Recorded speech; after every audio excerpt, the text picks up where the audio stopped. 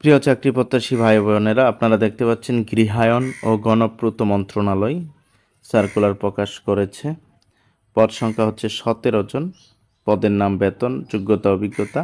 এক হচ্ছে 7 মুদ্রা অক্ষরিক কাম কম্পিউটার অপারেটর 7 জন, এখানে স্নাতক বা সমানের ডিগ্রি এবং কম্পিউটার চালানোয় বেশ ভালো দক্ষতা থাকতে হবে আপনার। 2 হচ্ছে অফিস সহকারী কাম কম্পিউটার মুদ্রা অক্ষরিক 4 জন, উচ্চ মাধ্যমিক সার্টিফিকেট বা সমানের পরীক্ষায় উত্তীর্ণ, কম্পিউটার মুদ্রা অক্ষরে গতি ইংরেজিতে 20, বাংলায় 20 শব্দ, কম্পিউটার ওয়ার্ড প্রসেসিং সহ ইমেল ও ফ্যাক্স পরিচালনার দক্ষতা অভিজ্ঞতা থাকতে হবে। 3 হচ্ছে অফিস সহায়ক 6 জন, স্বীকৃত বোর্ড হতে মাধ্যমিক স্কুল সার্টিফিকেট বা সমানের পরীক্ষায় উত্তীর্ণ হতে হবে।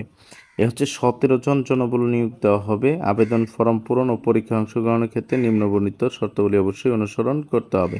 1 আগস্ট 2025 তারিখে প্রার্থীর বয়স অনূর্ধ্ব 32 বছর, এর উপরে হলে চলবে না। আপনারা